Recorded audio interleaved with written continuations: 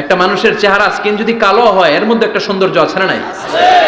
একটা মেয়ের স্কিন যদি কালো হয় তারপরও চেহারায় সৌন্দর্য আছে না নাই? কয় না হুজুর আমার বউ সুন্দর না, কালা কালা। আছে না নাই? তুই ডাকাত। তুই কি ডাকাত? একজন মানুষের চেহারা যেরকমই হয় আপনি খেয়াল করে দেখবেন তারপরও তার অবয়বের মধ্যে একটা এক্সট্রা অর্ডিনারিটি আছে, কারোর সাথে কারোটা মিলে না।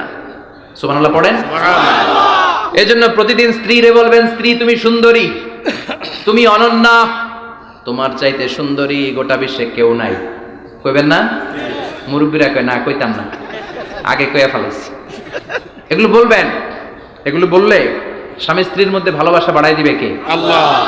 আমি প্রায় এগুলো বলি, উৎসাহিত করি যে স্বামী স্ত্রীর মধ্যে যে ভালোবাসাটা এটা পবিত্র, এটা জান্নাতি। এই ভালোবাসা জান্নাতে শুরু হয়েছিল সাইয়েদনা আদম আর হাওয়ার মধ্য দিয়ে। চিল্লা এখন ঠিক না? স্বামী স্ত্রী দুইজনে একের হাতের সাথে আরেকজনের হাত মিলালে হাতের সগীরা গুনাহ মাফ করে কে? আল্লাহ। স্ত্রীর চেহারার দিকে নজর করে তাকালে চোখের গুনাহ মাফ করে দেয় কে? আল্লাহ। স্ত্রীর জন্য প্রতি মাসে যে খরচ দেন এই টাকাগুলো সদকা দেওয়ার সওয়াব আছে না নাই? আছে। স্ত্রীকে যে দামি দামি ভ্যানিটি ব্যাগ কিনে দেন এটা তো সওয়াব আছে না নাই? আছে। কক্সবাজারে ঘুরতে নিয়ে গেলে সওয়াব আছে না নাই? আছে। ফুল কিনে দিলে সওয়াব আছে না নাই? আছে। ভালোবাসার গান শোনাইলে সওয়াব আছে না নাই?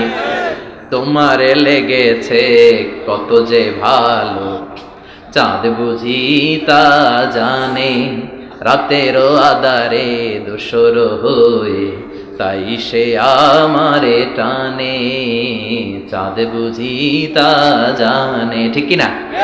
আজকে পারবেন না শোনাইতে রাত্রেবেলা? পারবেন? পারবেন? পোলা পয়েন্টটা কয় পারবো।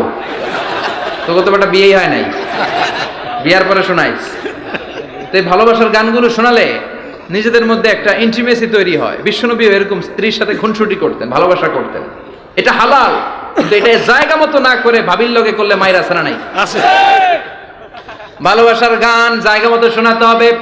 স্ত্রীকে ভালোবাসার গান না শুনিয়ে যদি চাচাতো বোনরে শোনাও, শালিরে শোনাও, পাড়ার মেয়েদের সাথে যদি টাঙ্কি মারো, ফিল্ডিং মারো, মাইর আছে না নাই? আছে।